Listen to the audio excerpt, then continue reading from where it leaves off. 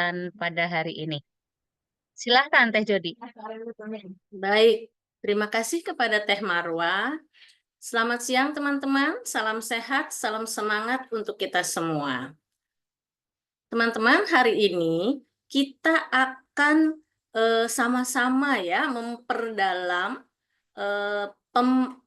kegiatan dengan materi pelaksanaan pembelajaran anak berkebutuhan khusus. Hari ini kita akan ditemani atau dibimbing oleh pemateri hebat kita. Beliau adalah seorang praktisi pendidikan. Beliau memiliki pengalaman yang sangat luar biasa. Beliau sebagai dosen pada Universitas Islam Nusantara, kemudian Universitas 11 April, dan Universitas Terbuka. Beliau juga merupakan seorang fasilitator dan narasumber pada LKP, FBLIBI, kemudian sebagai narasumber dan fasilitator di LPD Rausan Fikri. Banyak ya pengalaman beliau. Kemudian beliau lahirnya di Cianjur. Ayo, siapa yang di sini teman-teman berasal dari Cianjur, boleh bermain-main atau berkontak dengan beliau. Tanpa berpanjang kata, saya akan memanggilkan narasumber hebat yang akrab kita panggil dengan Teh Sinta Mutiara. Waktu dan jaringannya kami persilahkan Teh selama 1,5 jam ke depan. Silakan Teh. Ya, suara saya terdengar ya, Teh Jody ya. Aman Teh, aman. Alhamdulillah. Assalamualaikum warahmatullahi wabarakatuh. Waalaikumsalam warahmatullahi wabarakatuh. Oke, Teh Jody, ini saya sangat senang sekali bertemu teman-teman peserta diklat lanjut ya. Kalau kemarin kita bertemu, kalau yang bertemu kemarin di Diksar gitu ya, saya juga diskusi ya. Kita diskusi terkait dengan pelayanan anak berkebutuhan khusus begitu. Nah, kemudian untuk hari ini di diklat lanjut kita akan sama-sama diskusi terkait dengan cara belajar anak berkebutuhan khusus gitu ya. Nah, teman-teman, tentu saja hal ini mungkin hal yang cukup antusias ya. Mudah-mudahan teman-teman antusias dengan materi ini karena memang kita akan sama-sama diskusi ya terkait dengan bagaimana sih cara belajar anak usia dini yang berkebutuhan khusus, sehingga nanti kita sebagai guru akan menyesuaikan gitu ya, menyesuaikan dari mulai perencanaan hingga evaluasinya dalam pembelajaran itu seperti apa begitu ya. Oke, ini akan ice breaking dulu atau bagaimana, Teh Jody? Silakan Teteh. Teman-teman mau ice Teteh. breaking dulu? Kita senam otak dulu barangkali ya? Boleh Teh. Dingin-dingin Teh nih. Ya, ini kita karena memang siang ini adalah jam-jam rawan, biasanya sudah sholat dan juga sudah makan siang, hawanya ngantuk dan juga mungkin kondisi cuacanya mendukung untuk kasur gitu ya, bantal, asal ngegupayan gitu kalau kalau di Cianjur kayak gitu ya.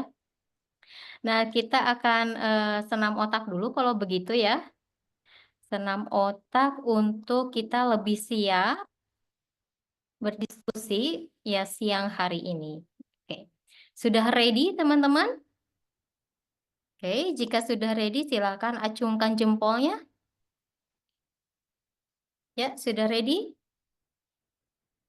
Iya, oke, siap ya.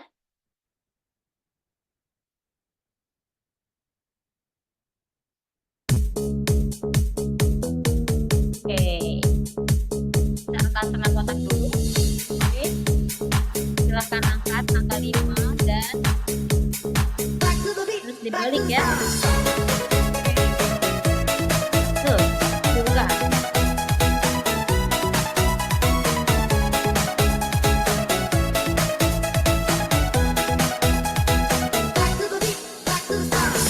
Sekarang 4.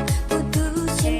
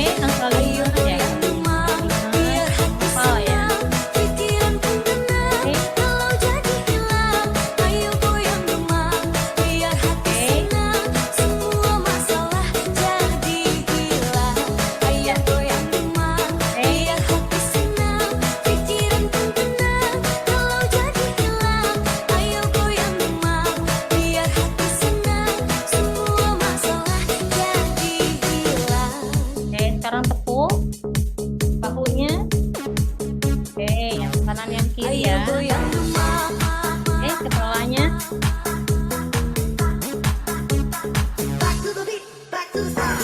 Oke. Ya.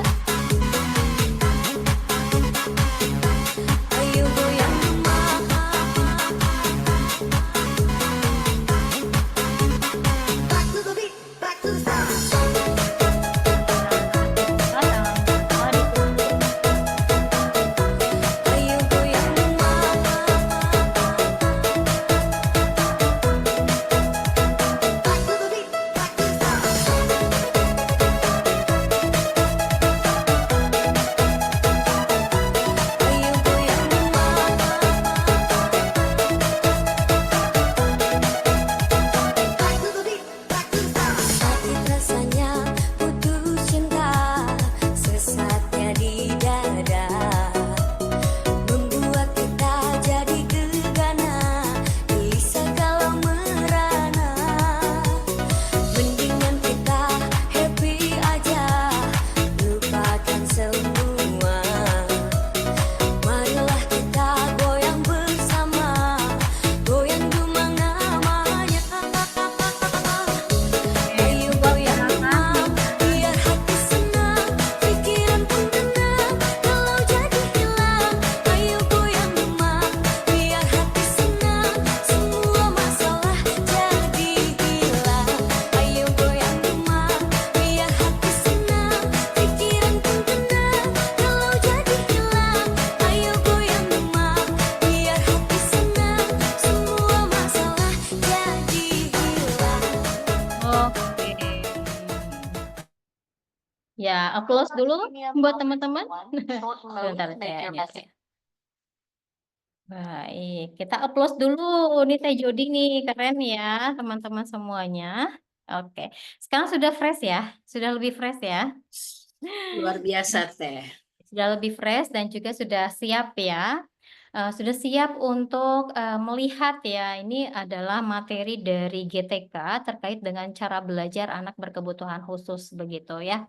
Nah, kemudian ya saya izin share screen dulu.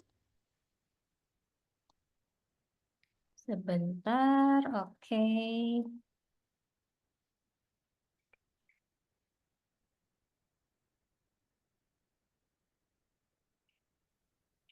Ya, apakah sudah terlihat Teh Jody? Siap, sudah, Teh. Ya. Oke, teman-teman semuanya, izinkan saya memanggil teman-teman ya, supaya nanti kita lebih dekat dan juga lebih atraktif untuk kita bisa nanti diskusi bersama-sama, begitu ya. Baik, teman-teman semuanya, ini adalah materi modul yang keempat, begitu. Dan ini adalah rangkaian ya, rangkaian materi yang diberikan oleh GTK untuk para peserta diklat lanjut, begitu. Dan ini, kalau kita lihat di sini, cara belajar dan dukungan bagi peserta didik berkebutuhan khusus di lembaga PAUD itu adalah level selanjutnya setelah teman-teman mengenali gitu ya, mengenali ABK.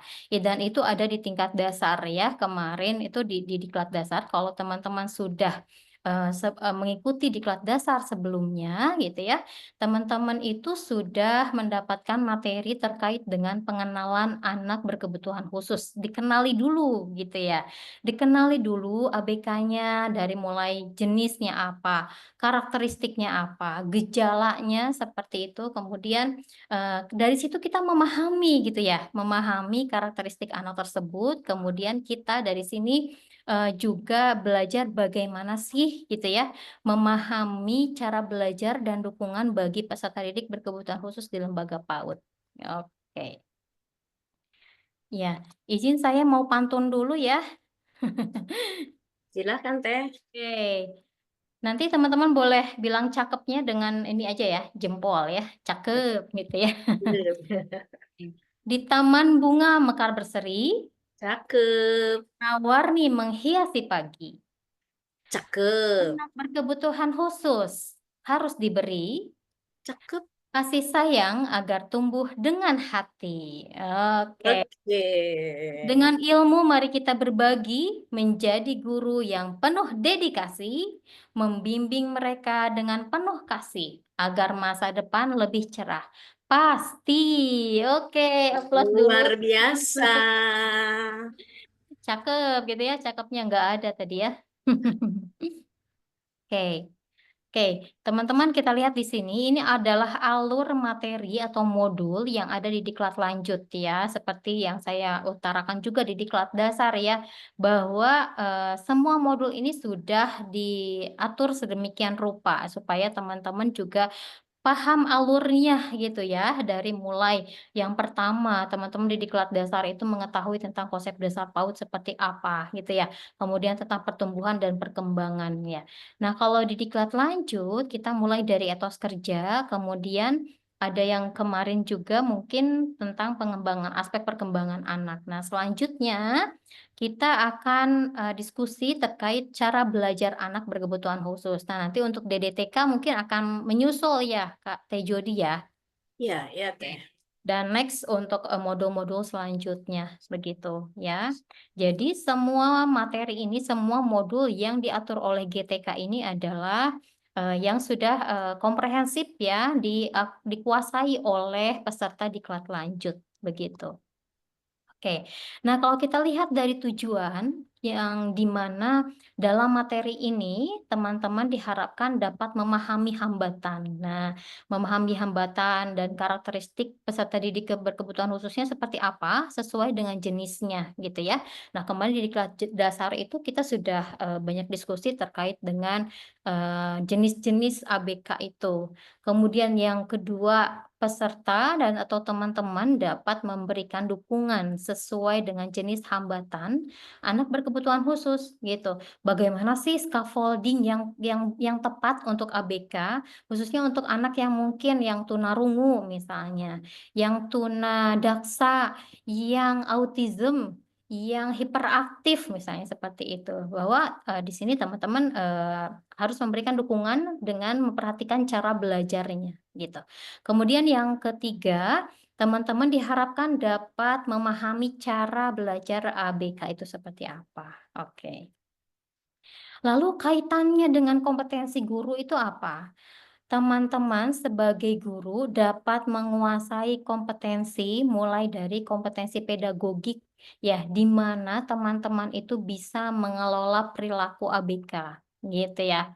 Kemudian yang kedua, teman-teman itu sebagai guru dapat melibatkan pengetahuan, keahlian, dan perspektif dari orang tua dan masyarakat tentunya dalam pembelajaran yang berpusat pada peserta didik gitu ya. Dan lagi-lagi memang saya harus apa ya namanya tuh menekankan bahwa di PAUD itu pembelajarannya berpusat pada anak gitu ya, student center bukan teacher center yang bukan guru harus ceramah begitu ya, tetapi memang kita harus menggali potensi peserta didik dengan mereka aktif terlibat dalam pembelajaran, gitu. Kemudian teman-teman juga diharapkan mempunyai kompetensi mengenai bagaimana karakteristik dan cara belajar peserta didik itu dapat dipahami oleh teman-teman, gitu ya.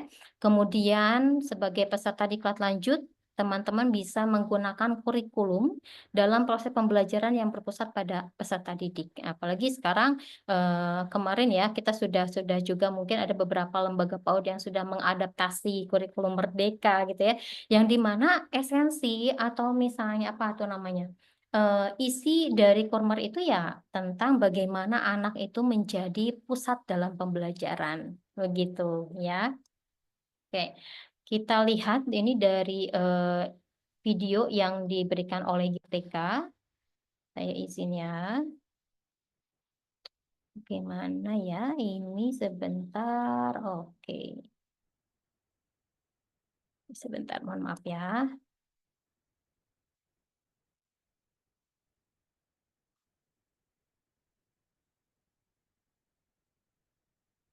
Oke, sedang loading, teman-teman. Kita lihat dari YouTube-nya. Itu tentang masih loading juga ya, sebentar. Oke. Ya. kita lihat di sini tentang pemahaman ABK. Apakah ada di dalam video tersebut, gitu ya? Apakah ada ABK atau tidak? Oke, sebentar ya. Oke, sudah terlihat Teh Jody ya? Oke, ini adalah video dari kementerian juga ya. Bagaimana guru-guru melihat apakah ada ABK tidak di sini dan bagaimana.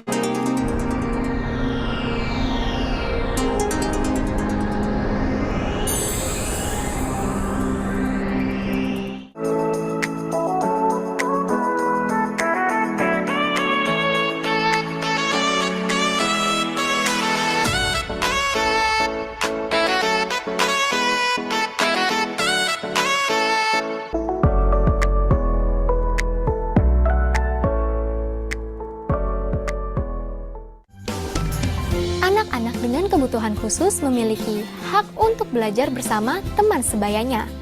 Sebagaimana anak usia dini lainnya, cara belajar mereka adalah melalui bermain. Maka, bermain bersama teman sebaya dalam rangka mencapai tumbuh kembangnya menjadi hak bagi anak berkebutuhan khusus. Pemirsa, Bapak Ibu yang berbahagia, simak terus tayangan berikutnya. Pendidik menyiapkan ragam kegiatan main dan memikirkan apakah kegiatan main yang disampaikan dapat memenuhi kebutuhan khusus anak yang autis, hiperaktif, dan Down syndrome yang ada di lembaganya. Mereka adalah anak-anak yang secara fisik tidak terlihat kebutuhan khususnya. Cobalah perhatikan yang mana di antara anak-anak tersebut yang memiliki kebutuhan khusus. Ingat-ingat kembali karakteristik anak berkebutuhan khusus pada video pertama dan kedua. Apakah Anda sudah menemukannya? Apa cirinya? Seperti pakaian atau kegiatan yang dilakukan anak berkebutuhan khusus? Apa jenis kebutuhan khususnya? Setiap orang punya karakteristik. Setiap individu adalah unik. Setiap manusia punya kelebihan dan kekurangan. Tetapi setiap orang pasti punya kemampuan. Setiap anak pasti memiliki potensi. Demikianlah tayangan tadi, semoga Bapak Ibu dapat memahaminya. Sampai jumpa pada tayangan berikutnya. Oke, itu adalah video ya yang dari GTK, teman-teman. Tadi sudah mengamati video tersebut gitu ya. Teman-teman silahkan kita akan diskusi apakah teman-teman bisa lihat di video tersebut ada tidak anak yang berkebutuhan khususnya. Mungkin kalau ada gitu teman-teman lihat, dilihat dari apa? Oke, ya silahkan bisa raise hand atau chat box di sini ya. Ya, silahkan. Teh Jody boleh? Ya, boleh. Belum ada, Teh. Silahkan, teman-teman. Kita di sini sambil diskusi ya, Teh ya. Iya, betul. Karena ini sudah menjadi guru juga pengalamannya luar biasa nih ya. Iya. Mungkin ada yang sudah menangani anak berkebutuhan khusus ya. Oke, ini sudah pada aktif, keren-keren banget Ya. ini anak ini ya peserta Iya, diklat lanjut banyak. ini. Oke, Yang ini resen, yang Oke. resen Dewi. Ya, boleh nih. Ya. Ya. Langsung, Teh. Oke, ya silakan Ibu Dewi Anika Sari.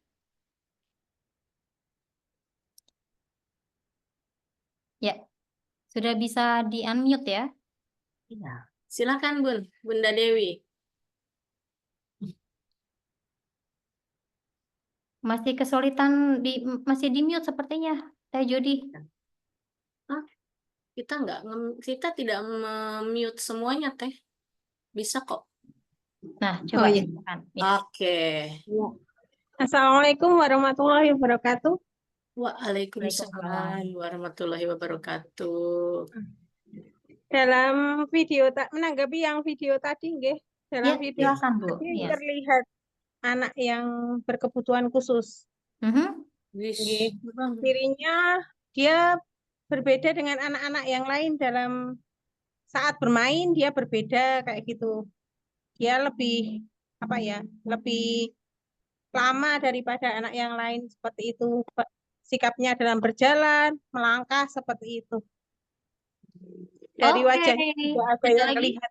Dari Iya, wajahnya fisik juga kelihatan. iya, Nggih. oke. Dari wajahnya ya, Bu Dewi ya. Ya, wajah Mungkin dari, sama apa ya? Motorik kasarnya nggih. Nah, itu oke. kelihatan. Kalau lihat dari videonya seperti itu ya. Nggih. Oke, Nggih. keren. Good job, Nggih. Ibu Terima Dewi. kasih. Terima kasih juga. Iya. Waalaikumsalam. Oke, yang lain silakan. Yang lain boleh? Nah, kita, oh itu ada lagi nggak ya yang raise Belum, hand? mana lagi? Oke, kita lihat di sini ada juga yang terlihat dari fisiknya, kemudian Tingkat. dari Oh, tata ini ada Teh. mata, dari wajah. Oke, ya Ada lagi. silakan Ibu Yani.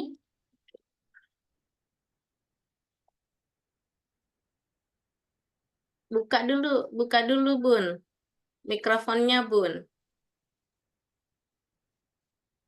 Belum dibuka Bun. Assalamualaikum warahmatullahi wabarakatuh. Waalaikumsalam. Hmm, Nah, untuk membandingkan anak itu berkebutuhan khusus atau bukan, biasanya dilihat dari pertama bentuk muka. Ya, soalnya ada yang muka yang 1000 wajah, tuh, Teh. Ya, karena itu udah pasti bahwa itu tuh anak berkebutuhan khusus. Yang kedua, dari motoriknya, motorik kasar terutama berlebih, tidak bisa dikendalikan dan tidak bisa diatur. Nah, yang ketiga adalah komunikasi. Kayak komunikasi dua arah masih belum bisa biasanya. Belum bisa menerima interupsi, belum bisa menerima perintah. Nah, biasanya seperti itu. Terus ketiga adalah matanya, gitu. Mata si anak tidak bisa face to face ke kita, gitu. Biasanya selalu mengalihkan kemana gitu atau kemana. Jadi nggak bisa fokus untuk diajak bicara kayak gitu. Nah, mungkin seperti itu. Oke, Saya that's menjawab. amazing Ibu Yani Suhaini, terima kasih ya. Oke, baik. Jadi teman-teman, kalau ada lagi tidak? Satu lagi. Kalau tidak ada, saya lanjutkan ya. Ada lagi? Sepertinya nggak ada deh Teh. Tidak ada ya, baik. Oke. Jadi memang tadi yang disebutkan oleh Ibu Dewi dan Ibu Yani, that's good ya, betul ya. Jadi memang kalau kita lihat secara kasat mata saja, maksudnya secara sekilas gitu ya, dari fisik terlihat ya, tapi ada juga jenis ABK yang tampak baik-baik saja secara fisik. Benar gak? Benar kan? Ya. Seperti misalnya, ya saya lihat normal kok anak ini nggak ada kesulitan apa-apa gitu ya secara fisik, oke. Tapi bisa jadi dari segi intelektualnya, dari segi sosialnya, emosinya gitu ya, itu terlihat tidak secara fisik. Tidak ya, gitu. Dan tampak normal anaknya gitu ya. Dan tadi disebutkan oleh Bu Yani tentang yang 1000 wajah itu ya, itu dinamakan Down syndrome. Ya, Down syndrome ini penyebabnya adalah kelainan kromosom, begitu ya. Nah, itu bisa jadi bawaan gitu ya, bawaan dari orang tuanya secara genetik begitu. Dan ada juga memang ternyata ada kelainan kromosom tidak sama dengan manusia pada umumnya seperti itu ya. Jadi dikatakan 1000 wajah. Wajahnya hampir sama kan ya? Yang menderita Down syndrome itu wajahnya sama karena memang gejalanya seperti itu. Ya. Oke, kemudian tadi dari segi sosialnya ya, dari segi emosinya, kemudian terlihat ada tatapan yang memang tidak face to face gitu ya, tidak apa namanya, tidak dua arah gitu ya. Oke, terima kasih tadi teman-teman yang sudah chat juga, Bu Dewi dan Bu Yani. Oke, saya izin untuk melanjutkan PowerPoint-nya ya. Oke, ya tadi di sini ya. Kemudian kalau kita lihat karakteristik tadi gitu ya, ada beberapa anak-anak yang butuh bantuan, betul ya? Jadi tadi ketika dia mau menggerakkan badannya, itu butuh digerakkan oleh helpernya, gitu ya. Jadi idealnya anak berkebutuhan khusus itu kan mempunyai pendamping tuh, gitu ya. Sehingga apa? Sehingga yang pertama, anak-anak bisa fokus di stimulasi, gitu ya. Kalau guru kelas itu konsentrasinya ke semua anak, ya. Tapi kalau helper itu tugasnya mendampingi satu individu saja, gitu ya. Dan itu programnya bisa dilakukan ya dari program pembelajaran individualnya itu bisa dibuat oleh guru bersama-sama atau bersinergi dengan dokter tumbuh kembangnya, dengan psikolognya, dengan terapisnya, dan juga dengan helpernya gitu ya. Dan helper diupayakan itu terapis ya, supaya bisa diterapi secara langsung gitu dalam proses pembelajaran gitu ya. Dan tadi ketika kita melihat videonya ada yang butuh bantuan ya untuk menggerakkan tangannya ke atas, ngek gitu ya. Ada juga yang seperti itu. Menggerakkan tangan ke atas terus kemudian dia agak sulit juga untuk mengendalikannya. Gitu ya. Itu yang dinamakan tunadaksa, dia gangguan motorik gitu. Seperti itu ya. Kemudian dukungan yang harus diberikan oleh pendidik. Ya, seperti apa nih dukungannya? Yang teman-teman bisa lihat dari video tadi dukungan guru seperti apa? Untuk ABK. Tadi lebih banyak kegiatan yang individual ya untuk ABK ya. Jadi Iya. memang one by one gitu. Jadi satu pendamping itu mendampingi satu anak dan menerapi gitu ya, melakukan terapi dan juga memang gurunya juga turut serta dalam mengarahkan pembelajaran. Oke, ya. Oke, kalau kita lihat di sini teman-teman, tadi yang sudah dikatakan oleh Ibu Yani bahwa ABK itu, ya, peserta didik berkebutuhan khusus itu ada dikenali dalam dua aspek, gitu ya. Yang pertama, kita bisa lihat ABK itu dari aspek fisik, ya. Dan yang kedua itu dari aspek perkembangan, ya. Kalau kita bisa lihat dari aspek fisik, misalnya seperti apa? Misalnya ABK yang jenis apa kita bisa lihat dari fisiknya? Misalnya ada tunanetra, gitu ya. Tunanetra, gangguan penglihatan atau bahkan bisa tidak bisa melihat misalnya. Itu bisa lihat itu kan secara fisik ya. Oke, kemudian kita lihat dari tunarungu gitu ya. Kemudian dari tunadaksa gitu. Ya, yang cacat tubuhnya misalnya begitu. Itu kan secara fisik kita bisa lihat. Tapi ada juga yang ABK yang dalam aspek perkembangannya itu membutuhkan pendidikan khusus atau layanan khusus gitu ya, yang memang kita tidak bisa lihat secara fisik. Mana dia? Oke, kemudian kalau kita lihat di sini, hambatan yang dikarenakan aspek fisik dapat lebih mudah dikenali, benar nggak? Ya, secara fisik kan kita bisa lihat tuh, oh iya, ini ABK gitu. Tidak dilakukan diagnosa pun atau tidak dilakukan pemeriksaan lebih lanjut pun kita bisa mengenali bahwa ini adalah ABK. Ya, oke. Itu adalah yang ABK yang dilihat dari aspek fisiknya. Kemudian kita lihat juga ya ini nih ya, seperti yang perbedaan cara fisiknya seperti Down syndrome, kita bisa lebih mudah mengenalinya. Kemudian tunanetra, kemudian ada tidak adanya suatu bagian anggota tubuh tertentu atau tuna atau cacat seperti itu ya. Oke. Kemudian kalau kita lihat dari berkebutuhan khusus itu ada dua jenis ya, ada dua kategori.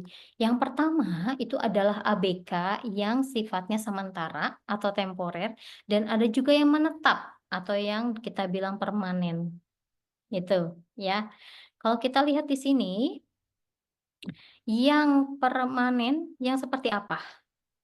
Teman-teman bisa kita lihat. Yang permanen misalnya seperti tadi ya Down syndrome. Down syndrome itu tidak bisa disembuhkan, gitu ya. Jadi permanen itu, gitu. Kemudian seperti apa lagi? Seperti ketunaan ya, tunanetra gitu ya. Kemudian ada yang tunadaksa, tunarungu, tunawicara gitu ya, yang memang itu kaitannya dengan kecacatan gitu ya. Kemudian juga ada yang namanya cerebral palsy gitu. Kalau pernah teman-teman dengar itu ya, yang dikatakan CP itu bukan contact person tapi cerebral palsy ya. Nanti kita akan bahas cerebral palsy seperti apa gitu ya. Kemudian ada juga yang apa namanya tuh yang permanen tadi, kemudian ada juga yang temporer. Yang temporer seperti apa? Yang sementara. Anak berkebutuhan khusus sementara itu artinya masih bisa disembuhkan, gitu. Seperti misalnya anak yang trauma dari bencana alam misalnya. Itu kan ada traumatik tuh ketika bencana alam, ketika ada peperangan, ada konflik gitu ya. Itu ada traumatik sehingga nanti dengan perlahan, dengan terapi maka akan sembuh gitu. Termasuk apa misalnya? Disleksia, gangguan pada anak mengenai bagaimana anak itu memahami tentang tulisan, membaca, melihat simbol-simbol gitu ya. Teman-teman mungkin pernah dengar yang namanya disleksia gitu ya. Itu bisa sembuh gitu. Dengan cara apa? Caranya harus sedini mungkin dideteksinya dan juga semua lingkungan yang ada di sekitar anak itu semuanya mendukung untuk anak bisa sembuh gitu.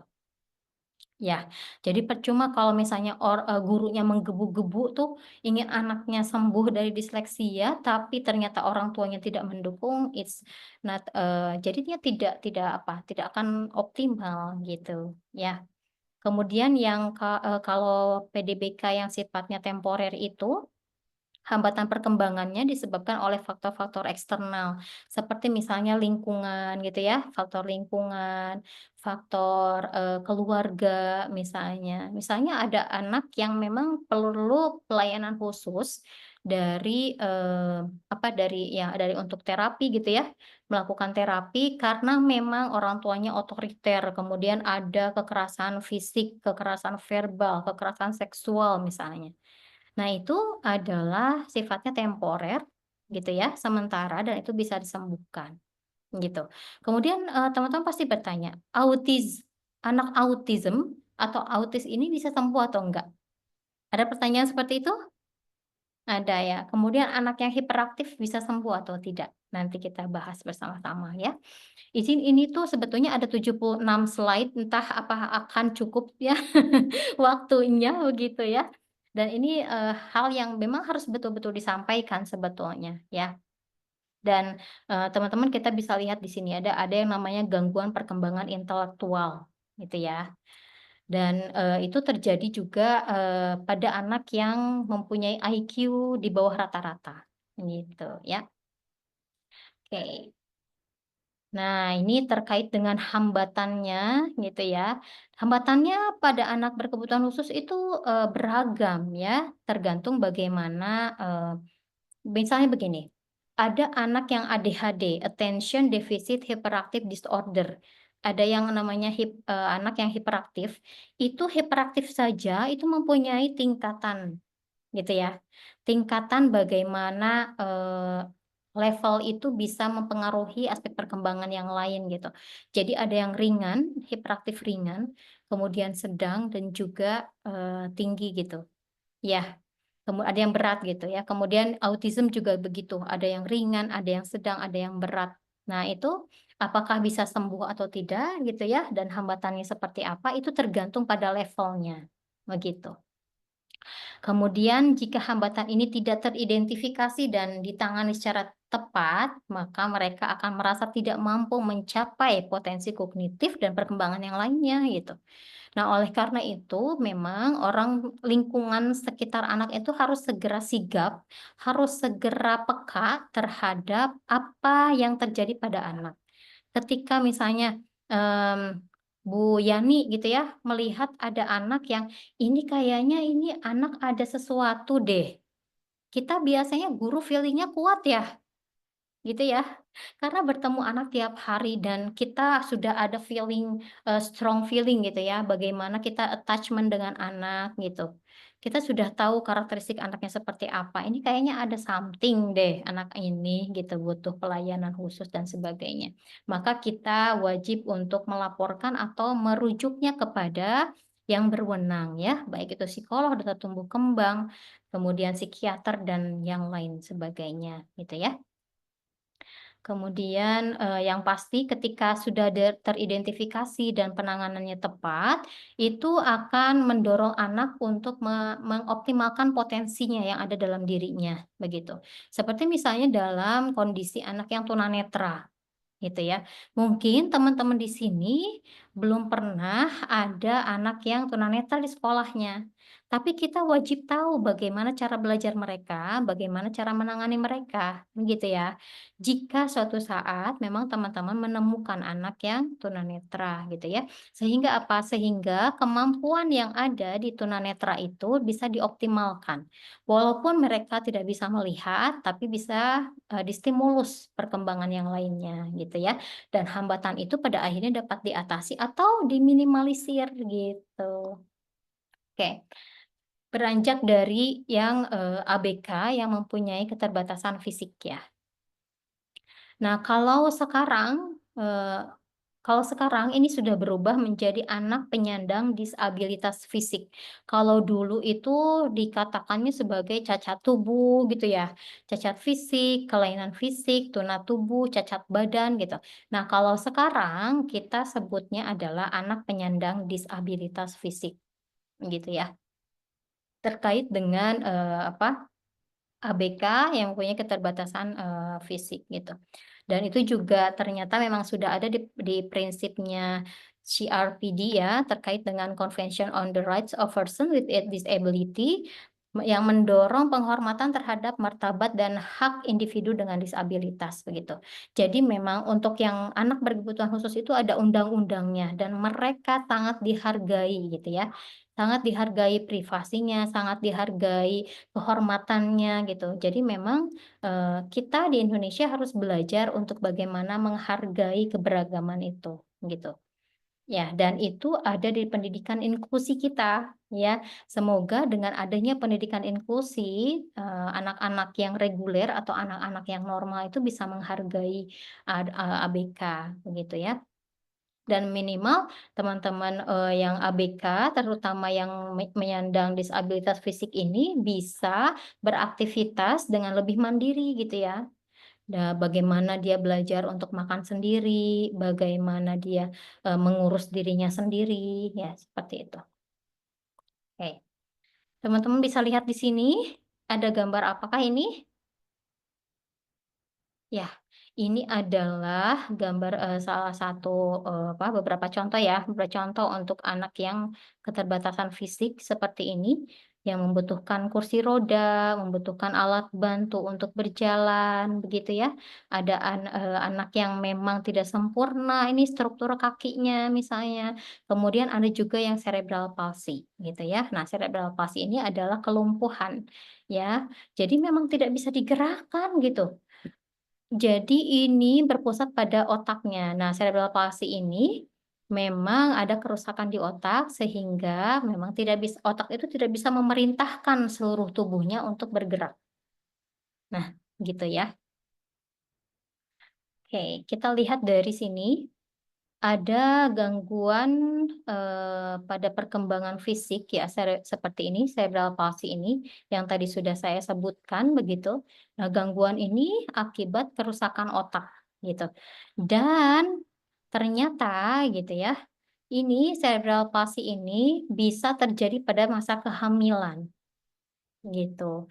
Bisa masa kehamilan, kemudian ketika proses kelahiran gitu ya. Kemudian pada masa awal kehidupan gitu. Jadi ketika ibu hamil diupayakan tidak mengkonsumsi makanan yang memang dapat merusak janin begitu ya. Kemudian juga tidak diharapkan untuk mengkonsumsi mulai dari makanan, obat-obatan, kemudian kosmetik, skincare dan sebagainya itu harus diperhatikan yang kita konsumsi begitu. Kemudian ada juga yang memang dari proses kelahiran gitu. Dan bisa terjadi karena ketika proses kelahiran terlalu lama gitu ya, asupan oksigen ke janin itu kurang begitu. Sehingga memang kesulitan untuk bernafas gitu ya. Kemudian ada juga yang memang karena memang dari awal pembentukan janinnya tidak sempurna gitu ya. Itu mengakibatkan bisa cerebral palsy. Dan ada juga kerusakan otak yang terjadi ketika anak sudah lahir. Makanya ketika anak bayi itu tidak boleh digoyang terlalu kencang. Pernah dengar ya, mungkin teman-teman gitu ya. Tidak boleh di-shaken gitu ya, tidak boleh terlalu kencang menggoyangnya sehingga memang struktur otaknya belum sempurna gitu ya. Sehingga memang ada kerusakan gitu. Oke. Kemudian ini juga cerebral palsy, ada yang kaku gitu, tidak bisa digerakkan sama sekali karena memang otaknya tidak berfungsi dengan baik. Nah, teman-teman pasti sudah ngeh gitu ya, dan kita menyadari bahwa semua metabolisme dalam tubuh kita, semua yang kita lakukan itu berdasarkan perintah otak. Bener nggak? Nah, misalnya seperti Bu Yani pegang ini gitu, itu ada perintah otak gitu.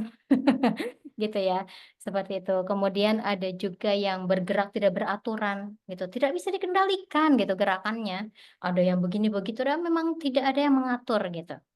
Kemudian ada yang lumpuh ya, ada yang tremor, terus bergetar begitu seluruh tubuhnya dan juga ada yang sulit untuk berkoordinasi gitu ya. Kalau anak yang normal, koordinasi mata, tangan dan kaki itu udah oke ya.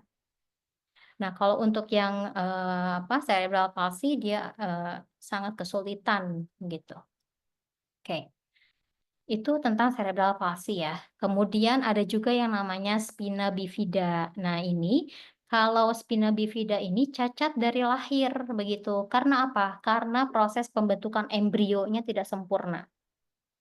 Begitu ya. Jadi ketika masa awal-awal kehamilan diupayakan ibu hamil itu mengkonsumsi apa, teman-teman? Ada yang namanya apa tuh? Namanya asam folat. Bener nggak? Ya, kalau awal-awal kehamilan, terutama ini ibu-ibu ya, bapak-bapak belum pernah mungkin mengalami kehamilan begitu.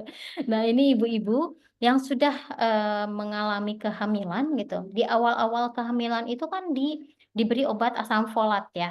Itu vitamin asam folat. Nah, itu untuk pembentukan otak janin dengan lebih sempurna gitu. Dan itu terjadi ketika masa pembentukan embrio begitu. Nah, spina bifida ini ternyata memang terjadi ketika embrionya tidak terbentuk sempurna gitu ya. Jadi agak kesulitan juga ini untuk berkembangnya begitu. Ya, itu tentang apa namanya spina bifida. Oke, kemudian yang tadi penyebabnya itu bisa jadi karena kekurangan asam folat gitu ya. Jadi diupayakan juga ketika merencanakan kehamilan gitu, upayakan ibu hamil sebelum hamil sudah mengkonsumsi asam folat gitu ya. Kemudian juga ada yang memang faktor genetik ya yang diturunkan dari orang tuanya gitu. Kemudian ada juga tadi yang disebutkan paparan lingkungan dari obat-obatan, kemudian ada juga ternyata orang tuanya yang diabetes gitu ya. Itu mempengaruhi pembentukan janinnya gitu. Oleh karena itu ketika memang merencanakan kehamilan, siapkanlah dengan lebih matang gitu supaya memang fisiknya juga ready gitu ya. Kemudian psikisnya juga oke dan juga finansialnya juga tentunya disiapkan gitu ya. Kemudian apa ya? Pernah dengar enggak mungkin ya teman-teman pernah dengar ketika ibu hamil diupayakan tidak demam terlalu tinggi gitu. Apalagi di trimester awal, di masa-masa awal kehamilan. Karena memang bisa jadi demam tinggi pada ibu itu pengaruhnya ke sini, ke spina bifida. Gitu ya. Oke, jadi semakin kita banyak tahu mungkinnya terkait dengan ABK, maka teman-teman akan lebih aware sama dirinya sendiri, benar nggak? Ya, ketika kita mau mempersiapkan ini, mempersiapkan itu gitu ya, termasuk ketika mungkin merencanakan kehamilan, maka teman-teman akan lebih peduli terhadap dirinya sendiri gitu. Kemudian ada yang namanya epilepsi, ya. Pernah dengar atau enggak? Atau pernah ada yang berpengalaman melihat anak yang epilepsi? Ada atau tidak? Epilepsi ini seperti dikenal dengan kejang, gitu ya. Dan biasanya kejangnya disertai dengan apa namanya, mengeluarkan air liur atau muntah, gitu. Ya, itu tentang epilepsi sehingga memang tubuhnya itu kaku, tidak bisa bergerak, gitu ya. Nah, teman-teman mungkin pernah lihat ada anak yang kejang, biasanya suka dikasih apa tuh?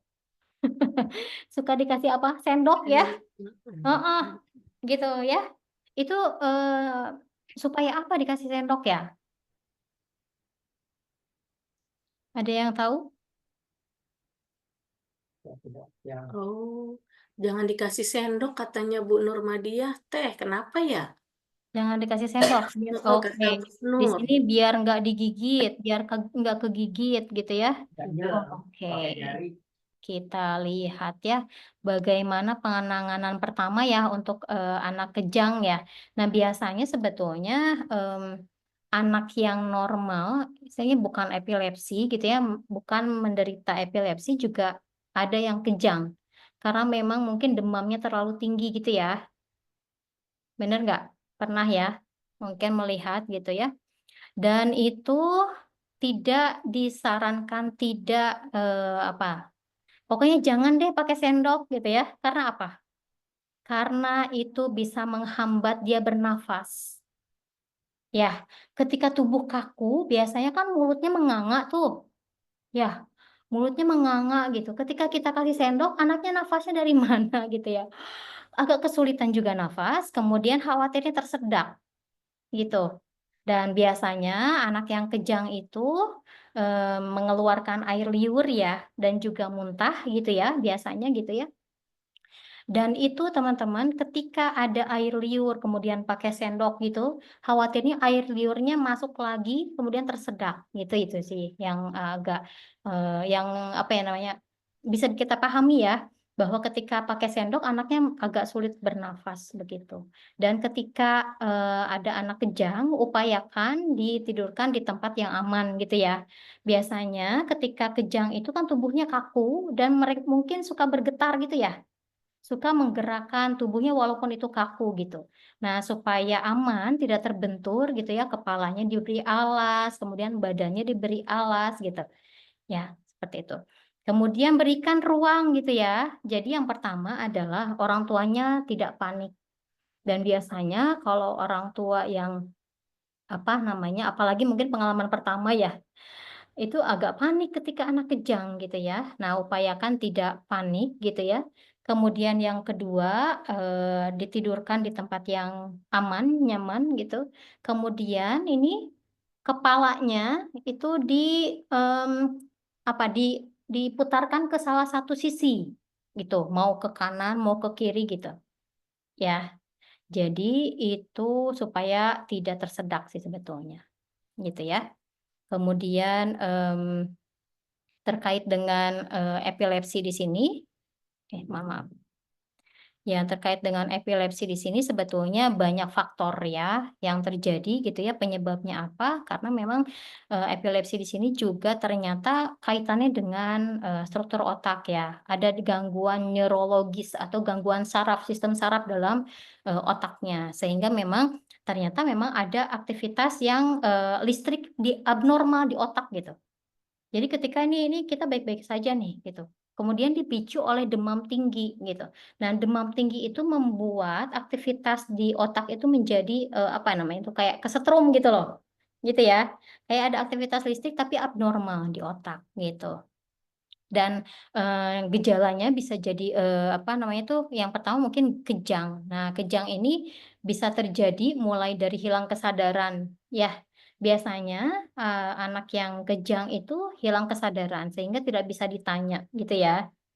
Kemudian juga ada juga cedera kepala traumatis. Nah, hati-hati ya ketika anak bayi ya di bawah usia 2 tahun karena memang belum sempurna gitu ya batang otaknya gitu ya, kemudian struktur kepalanya juga gitu.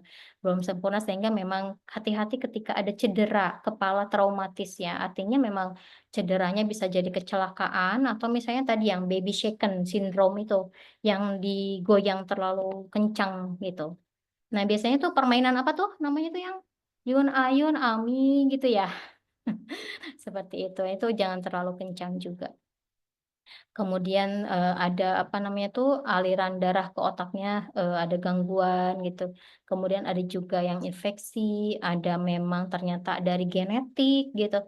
Dan juga ada ternyata apa mutasi genetik yang menurunkan dari orang tuanya, diturunkan dari orang tuanya. Misalnya orang tuanya epilepsi gitu ya, maka nanti akan ada potensi besar untuk anaknya bisa epilepsi juga gitu. Oke. Ya, ini selanjutnya ada yang namanya poliomyelitis. Teman-teman pernah dengar polio ya? Ya, nah teman-teman juga mungkin yang sudah punya anak gitu ya, ada yang namanya vaksin polio, benar nggak? Ya, vaksin polio ini memang untuk mencegah penyakit polio itu datang. Kalau kita lihat di sini, secara definisi, poliomyelitis ini adalah kelumpuhan pada anak setelah anak mengalami demam akibat infeksi dari virus polio. Nah, yang harus kita hati-hati adalah virus polio ini menular, teman-teman. Gitu ya. Itu bisa jadi dari droplet gitu ya, dari cairan entah itu dari batuk gitu, dari pilek atau ketika misalnya berbicara secara langsung gitu, itu kena droplet atau cairan. Tuh. Dan ini menular dan virus ini menyerang sistem saraf ya, sehingga memang untuk yang polio ini agak kesulitan bernafas gitu ya, sehingga memang ada juga kasus-kasus yang berat ya polionya ya, yang mengakibatkan kematian gitu. Nah, karena memang merusak sistem saraf yang ada di otak gitu, sehingga memang agak kesulitan juga untuk mengontrol tubuhnya sehingga terjadi kelumpuhan gitu ya. Kemudian kan teman-teman bisa lihat juga imunisasi polio itu ya diberikan pada saat anak lahir atau 1 bulan pertama gitu ya. Kemudian yang kedua diberikan pada usia 2 bulan ya, usia 2 bulan. Kemudian yang ketiga usia 3 bulan, kemudian yang keempat usia 4 bulan. Kemudian ada juga polio dosis tambahan, artinya booster ya untuk anak usia di 4 bulan juga gitu ya.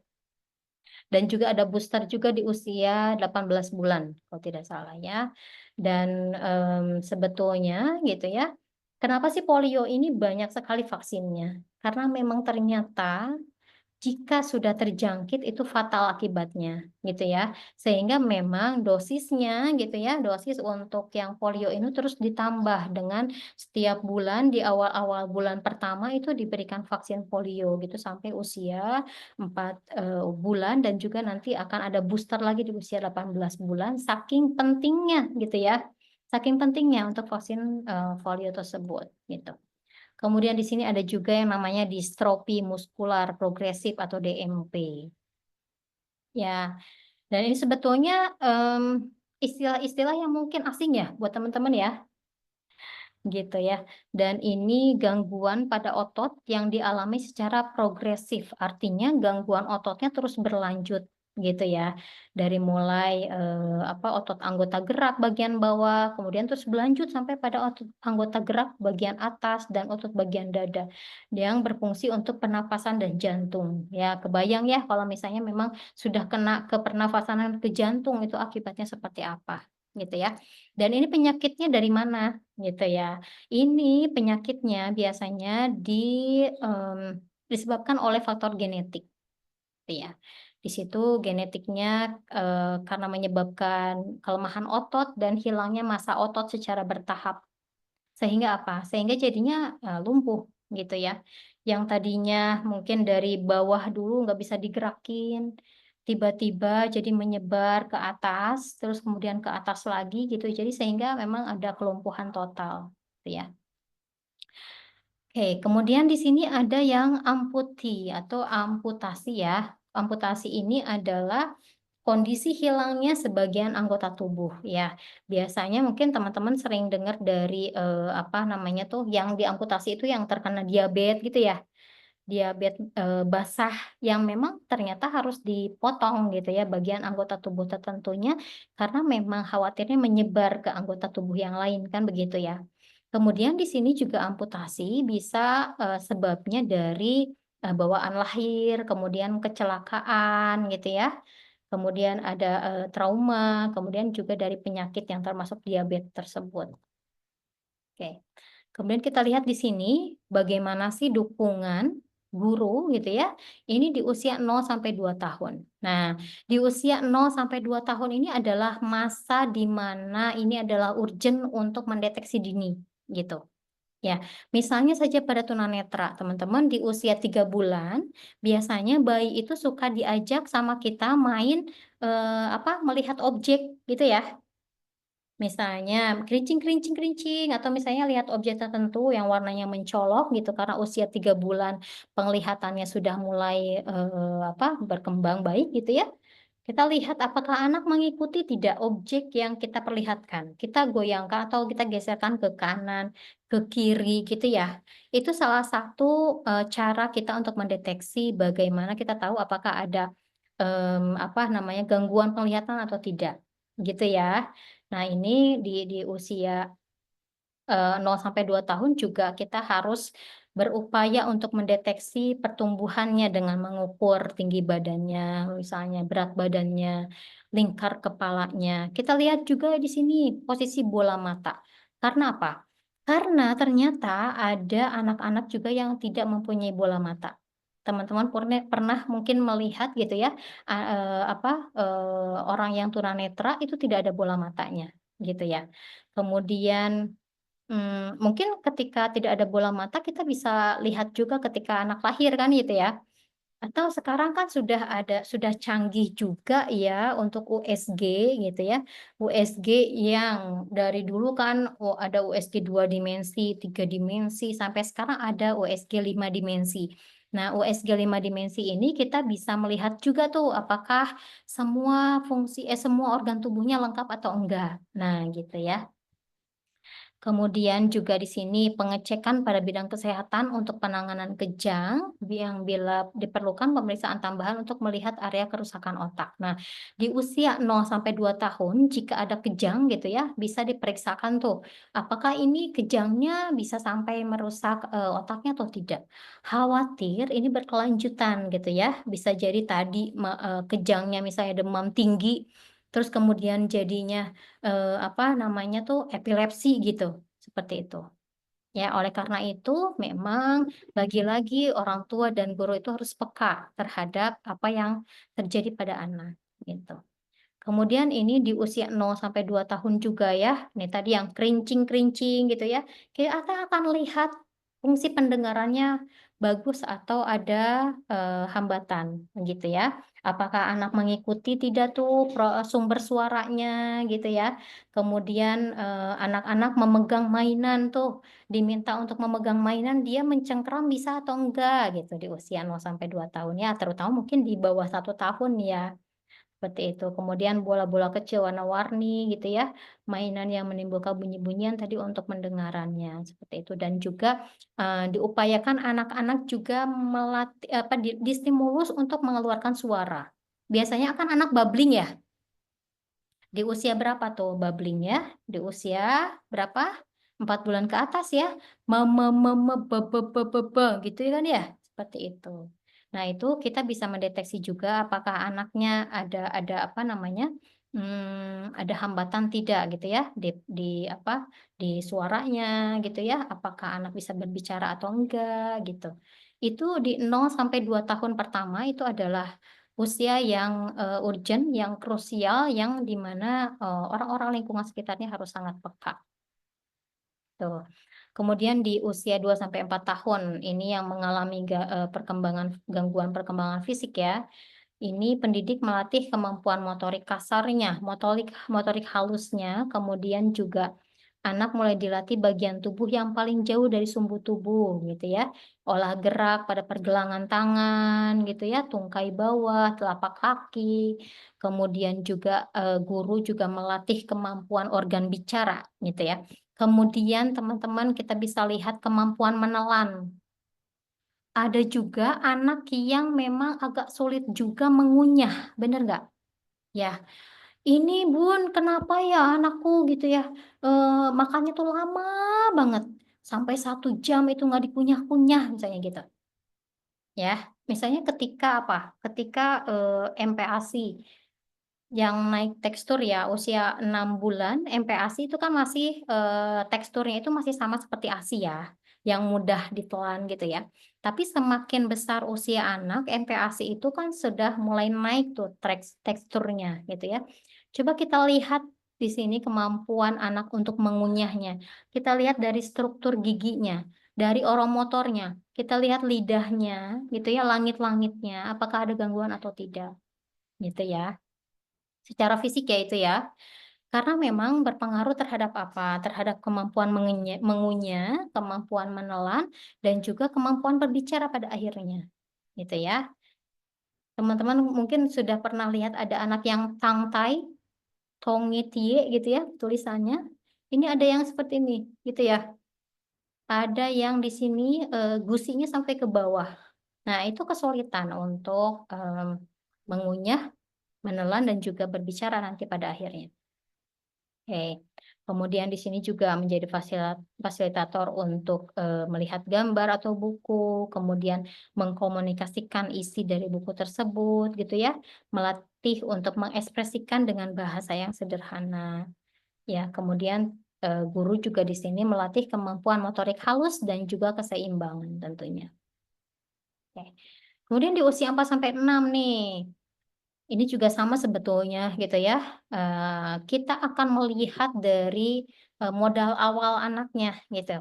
Ketika anak misalnya usia 4 tahun ada hambatan fisik gitu, maka kita akan lihat modal awalnya dulu sebelum kita berikan treatment gitu ya.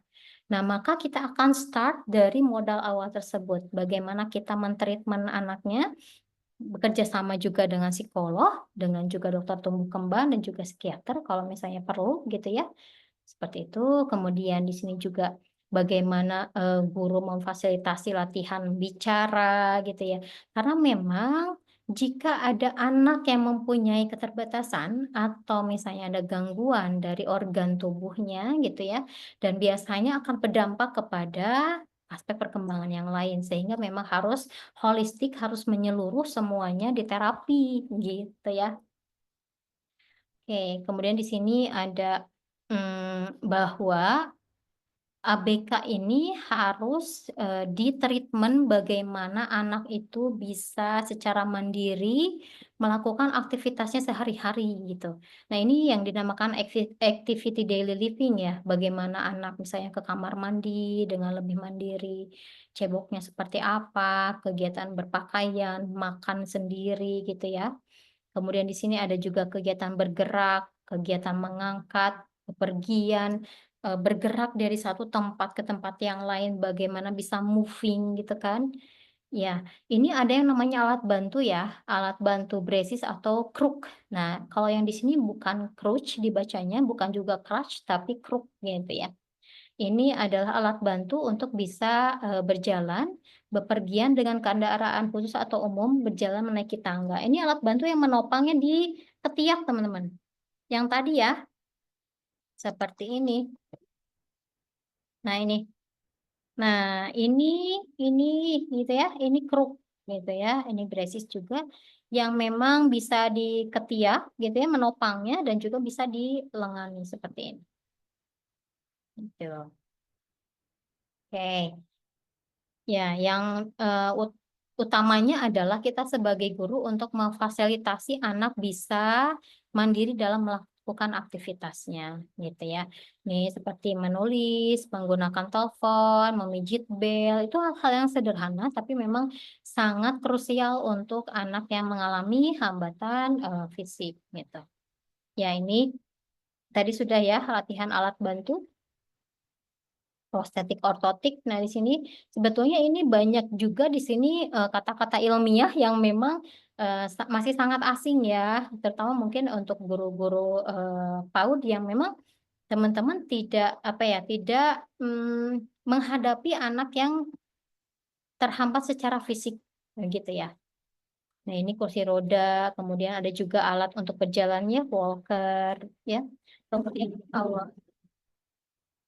Kemudian ada juga alat lain yang sudah dimodifikasi ya untuk membantu supaya organ tubuhnya berfungsi dengan maksimal. Misalnya apa tuh? Alat bantu pendengaran gitu ya. Itu bisa digunakan gitu ya. Kemudian di sini ada latihan penguatan otot sendi, otot dan sendi pasif maupun aktif. Nah, kalau pasif itu peserta didiknya itu cukup diam saja gitu ya, digerakkan oleh para terapisnya. Kalau yang aktif ini digerakkan sendiri oleh ABK-nya. Kemudian latihan sensori motor dan koordinasi ya. Nah, tadi ini yang terkait dengan hambatan fisik ya. Kalau kita lihat di sini adalah hambatan yang hambatan mengenai tunanetra, ya. Ya, teman-teman di sini kita lihat ya. Di sini mungkin ada ini anak di sini tidak mempunyai bola mata ya, sehingga memang tampak flat gitu ketika menutup mata gitu. Kemudian individu yang tunanetra di sini dapat membedakan orang-orang di lingkungannya melalui suara yang didengarnya, sentuhan, dan mungkin juga aromanya. Nah, biasanya anak tunanetra juga diberikan kelebihan oleh Allahnya ya, dengan lebih peka terhadap suara gitu ya, lebih peka terhadap aroma, lebih peka juga terhadap sentuhan gitu. Dan itu sebetulnya perlu distimulus, perlu dilatih gitu ya secara dini gitu. Oke. Kemudian kita lihat di sini ciri-ciri anak tunanetra ya, kesulitan dalam hal apa? Tidak dapat fokus memperhatikan objek yang berjarak kurang dari 1 meter saja agak kesulitan, kemudian tidak dapat mengikuti objek yang bergerak gitu ya. Kemudian juga tidak dapat mengamati objek sekelilingnya karena memang tidak dapat melihat, tidak kuat dalam meraih objek dan yang lain sebagainya. Intinya memang agak kesulitan untuk mengeksplor lingkungannya gitu. Oke. Nah, bagaimana sih dukungan orang tua dan pendidik dengan hambatan tunanetra ya? Yang tadi ya, salah satu upayanya untuk mendeteksi penglihatan anaknya baik atau enggak, itu di usia 3 bulan ya. Tadi anaknya mengikuti objek itu atau tidak gitu. Kemudian di usia 2-4 tahun nih, kita kenalkan ke peserta didik mengenai konsep tubuh, konsep ruang gitu ya. Nah, ini nih, ini yang namanya hidung, ini yang namanya kepala, ini tangan dan sebagainya, gitu ya. Kemudian juga kenalkan kepada anak tentang ruang. Nah, kalau di rumah gitu ya, anak-anak yang tunanetra mungkin sudah hafal, gitu, paham gitu. Oh iya, di depan saya itu ada apa, di kanan saya ada apa, di kiri saya ada apa, sehingga saya harus lebih berhati-hati ketika berjalan, misalnya gitu, ya. Kemudian juga pendidik melatih peserta didik mengenal melalui bentar ya. Mengenai melalui pengalaman dan aktivitas konkret seperti apa? Seperti misalnya mengenalkan berbagai makanan dan alat permainan edukatif begitu. Ya. Kemudian di sini kita lihat ada balok angka braille ya. Nah, selain juga braille-nya kita lihat gitu ya, ini adalah bentuk baloknya gitu ya. Ada yang besar, ada yang kecil ya. Kemudian kita lihat di sini usia 4-6 tahun bagaimana pendidik memperkuat kesadaran pada postur, koordinasi motorik, keleluasaan gerak ya, sehingga memang indera-indera yang lain gitu ya. Kalau misalnya indera penglihatannya dia terhambat, indera yang lain sangat berfungsi dengan optimal gitu ya. Jadi memang harus learning by doing gitu. Jadi memang ketika belajar itu anak juga melakukan secara langsung gitu ya. Dan yang harus diperhatikan adalah konsep lingkungan. Yang pertama kita lihat lingkungan sekitar anak, apakah ada yang berbahaya atau tidak gitu ya. Seperti misalnya saklar, kemudian colokan listrik, kemudian yang lainnya itu harus disterilkan dari benda-benda berbahaya gitu ya. Kemudian bersihkan ruangan, jangan sampai ada basah lantainya dan sebagainya ya. Oke. Yang ini hilangkan suara gaduh dari lingkungan belajar sebanyak mungkin ya. Termasuk tidak berbicara dengan keras sebab hal ini dapat meninggikan tingkat volume di dalam ruangan. Oke. Jadi biasanya anak yang mengalami hambatan penglihatan tunanetra itu lebih sensitif dengan suara. Oleh karena itu suaranya volumenya harus sangat diatur gitu ya. Teh Zodi, ini izin saya apa ya namanya cepat ya, karena memang ada 76 slide dan itu harus Betul. tersampaikan juga ya. Dan mungkin nanti teman-teman jika memang butuh materinya gitu ya, panitia akan menyediakan kalau tidak salah ya, Iya, betul. Jodi ya. Tapi mohon izin Teh, Mm-mm. ada pertanyaan, ada sesi tanya jawab nggak Teh? Ada ya, Oke, boleh. mudah-mudahan bisa Siap, waktunya nih. siap Teh. Ini banyak sekali Oke, ya siap. ini Silakan slides. Teh, Oke, lanjut. baik. Ya, ini dengan tunarungu ya, bagaimana teman-teman sebagai guru itu bisa memfasilitasi anak yang tidak bisa mendengar ya, seperti apa gitu. Yang pasti ketika teman-teman di lembaga PAUD-nya belum apa ya namanya, belum berani untuk menamakan sekolahnya inklusi gitu ya. Karena jika memang sudah melabelkan bahwa kita sekolah inklusi, yang pertama adalah teman-teman harus memperhatikan sumber daya manusianya mumpuni atau enggak, gitu ya. Sumber daya manusianya termasuk guru-gurunya itu paham nggak sih terhadap ABK gitu. Ketika misalnya ada ABK yang mendaftar ke sekolah kita dan kita menerima, kita bertanggung jawab kan atas kemajuannya gitu ya. Maka harus kita evaluasi SDM-nya. SDM-nya sudah mumpuni enggak? Dari mulai gurunya sudah paham ABK, gejalanya seperti apa gitu. Kemudian mendeteksi awalnya seperti apa gitu. Kemudian di sekolah tersebut upayakan ada psikolognya. Kalaupun misalnya tidak ada, bisa bermitra dengan psikolog dari puskesmas misalnya ya, dari rumah sakit tertentu dan sebagainya. Sehingga memang ternyata ketika kita menerima ABK, kita harus siap dengan segala sesuatunya. Mungkin teman-teman setuju ya dengan hal tersebut ya. Seperti itu. Oke, kita lihat dari yang gangguan pendengaran ya. Ya, sebetulnya guru itu harus bagaimana juga empati terhadap anak yang tidak bisa mendengar gitu ya.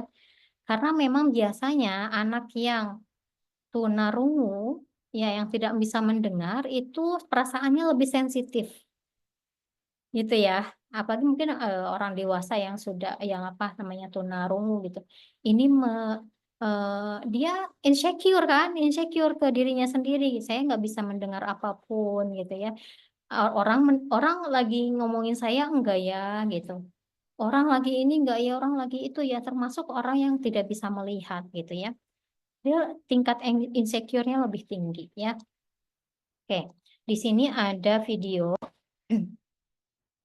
yang yang memperlihatkan bagaimana guru SD SLB apa ya namanya, menstimulasi anak berkebutuhan khusus untuk anak yang tunarungu. Oke, saya sini.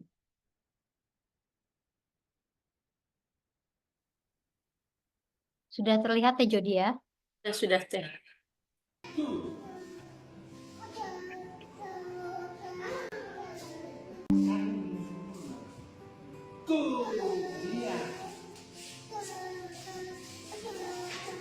Bagus, sekali lagi. Bagus, itu baru sekali lagi.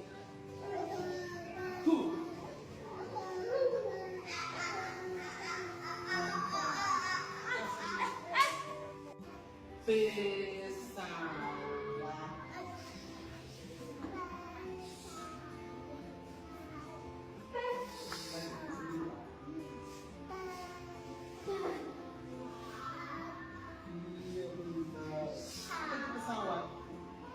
Iya, ini pesawat. Mana gambarnya? Mana gambarnya? Mana gambarnya? Oke, saya matikan dulu. Ya, itu ya teman-teman untuk guru yang SLB untuk menstimulasi bagaimana anak tunarungu atau yang tidak bisa mendengar ini bisa berbicara gitu ya. Untuk mengenal vokal saja itu butuh latihan yang terus-menerus gitu ya. Nah, ini di sekolah saya ada Bun, anak tersebut teriak-teriak jadi mengganggu teman-teman yang lain ya. teriak-teriak karena memang dia tidak bisa mengatur volumenya ya. Anak yang tunarungu tidak bisa mendengar gitu ya, itu tidak bisa mengatur volumenya karena dia tidak tahu mana level tinggi, mana yang keras, mana yang enggak, gitu ya. Oke, saya lanjutkan ya. Apakah yang ini? Oke. Ya. Izin.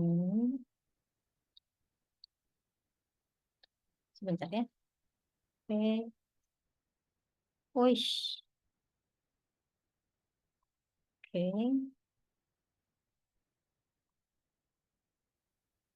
Sudah terlihat ya? Ya, Teh? sudah Teh, sudah. Tadi itu ada di mana ya? Setelah video Teh. Ini Video ya. setelah video Teh. Nah, ini setelah ini. Ya. Oke, ini ya. Teman-teman kita lihat di sini ada cara belajar anak yang tunarungu gitu ya. Kita harus mengidentifikasi hambatan sensorik kedengaran melalui observasi yang dilakukan orang tua gitu ya, hingga identifikasi dengan menggunakan alat. Nah, jadi sebetulnya ada yang namanya tes daya dengar atau TDD dan ada juga tes daya lihat gitu. Dan itu biasanya merupakan seperangkat pemeriksaan yang rutin dilakukan oleh puskesmas di lembaga PAUD gitu. Jadi teman-teman nanti boleh ditanyakan kepada puskesmas terkait ya ketika memang sudah bermitra gitu ya. Jadi bukan hanya berat badan, tinggi badan, lingkar kepala, lingkar lengan saja yang diperiksa, tapi coba diminta untuk mereka memeriksakan juga tes daya dengar anak-anak, tes daya lihatnya seperti apa. Karena bisa jadi tes daya lihat anak menurun karena apa? Karena faktor gadget. Ya, radiasi cahaya gitu ya, itu bisa menurunkan daya visual anak-anak gitu. Ya, kemudian di sini juga ada yang namanya alat ya, alat yang dilakukan oleh tenaga ahli dan tes dengan menggunakan alat elektronik yang namanya BERA gitu. Dan itu yang bisa melakukannya adalah tenaga kesehatan ya. Nah, tes ini sebetulnya untuk mengukur respon otak terhadap suara gitu. Lagi-lagi kaitannya dengan otak karena memang sumber gitu ya, sumber dalam hidup kita itu adalah otak yang menggerakkan kita berbicara, yang menggerakkan kita tubuh kita, semuanya adalah perintah otak ya. Dan ini BERA ini yang ada di slide ini adalah untuk mengukur respon otaknya terhadap suara gitu ya dengan cara memantau gelombang otaknya gitu ya.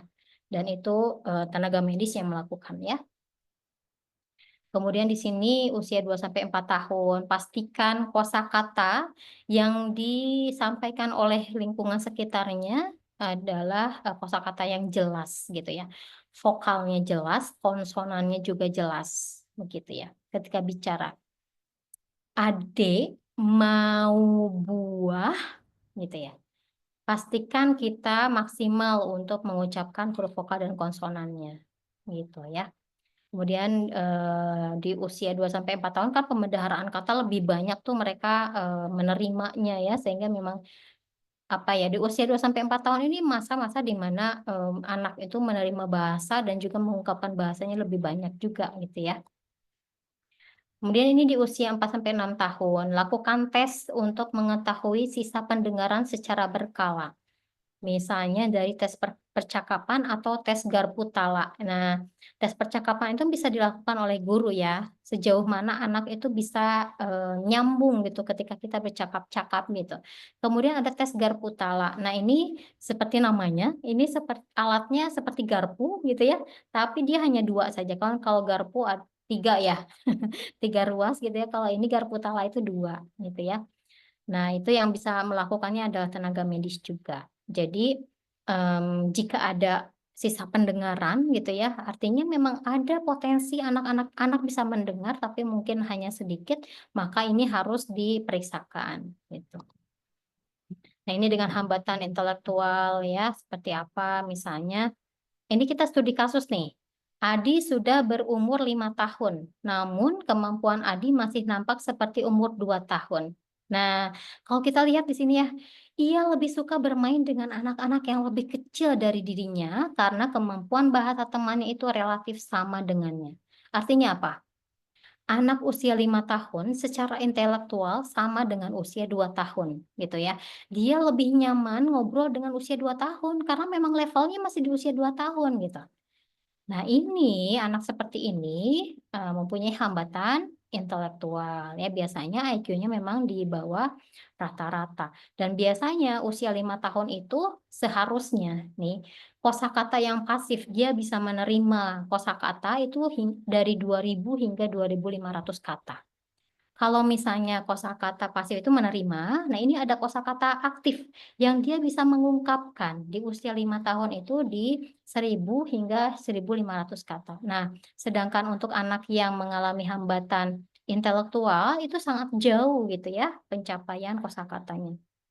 Kemudian juga di sini apa namanya masih terbatas ya percakapannya. Misalnya usia 5 tahun masih seperti ini misalnya, mau jajan atau mau minum. Nah, itu berarti ada hambatan intelektualnya gitu ya. Bukan hanya dari speech delay-nya, tapi ada hambatan intelektual sehingga otak itu tidak bisa mampu mencerna sesuai dengan usianya gitu. Usia 5 tahun kan harus sudah bisa membuat kalimat yang kompleks ya. Cerita bahkan kan bawel gitu ya, usia 5 tahun. Nah, ini hambatan intelektual. Kalau kita lihat di sini, hambatan yang intelektual ada yang ringan, sedang, berat, dan sangat berat gitu ya. Yang sangat berat ini di bawah 25 IQ-nya.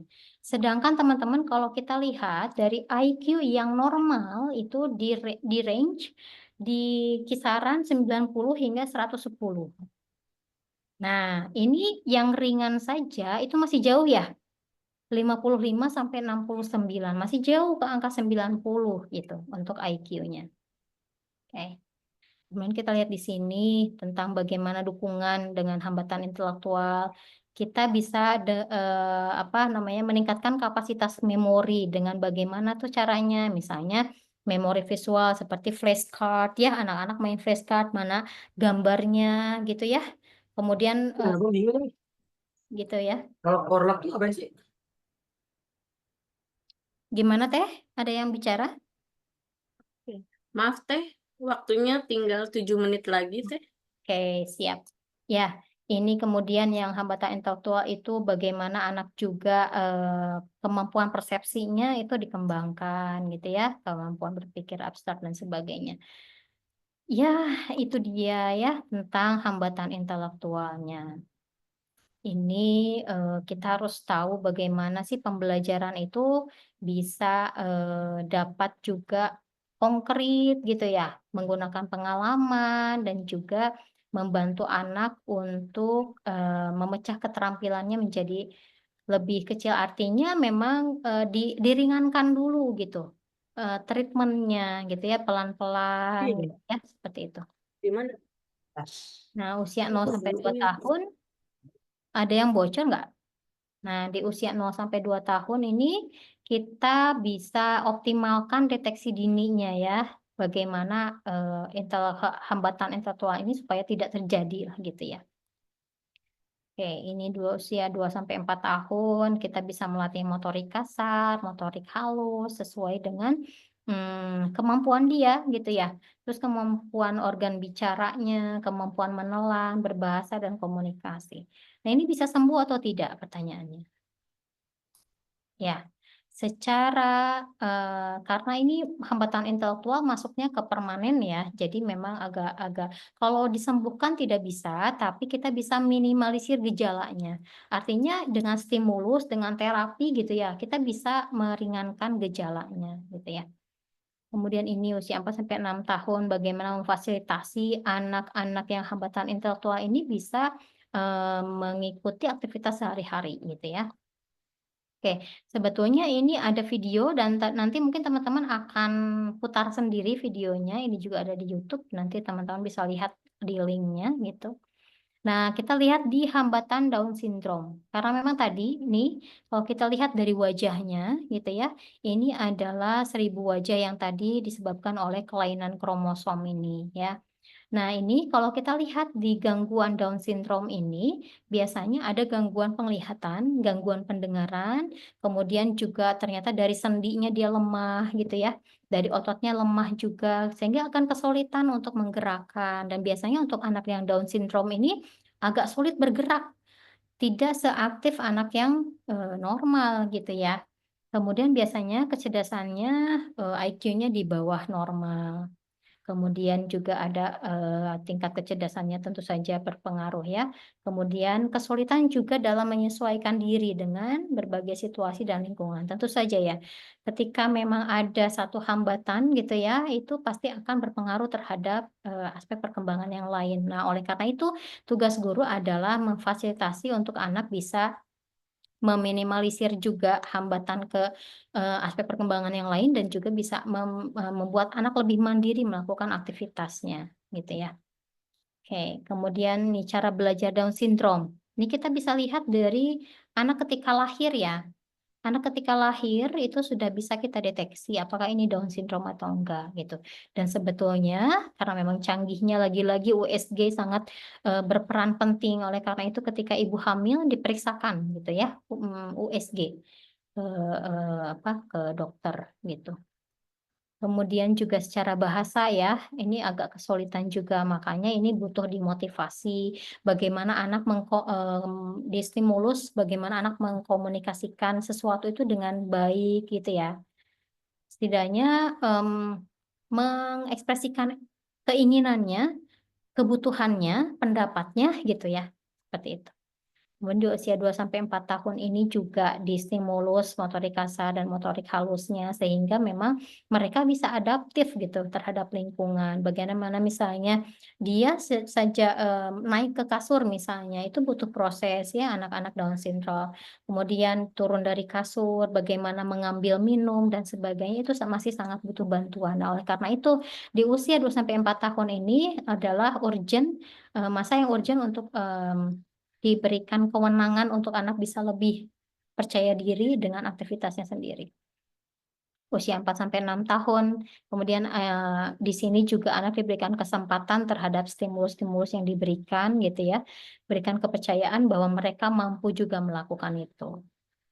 Kemudian di sini juga ada slow learner. Nah, kalau slow learner di sini tadi hambatan intelektual juga gitu ya, karena memang IQ-nya antara 70-90, dia masih sangat kesulitan untuk menangkap sesuatu gitu ya. Untuk konsentrasi agak sulit, untuk menerima informasi kesulitan gitu. Sehingga memang sangat lamban gitu menangkap dan menerimanya. Ya.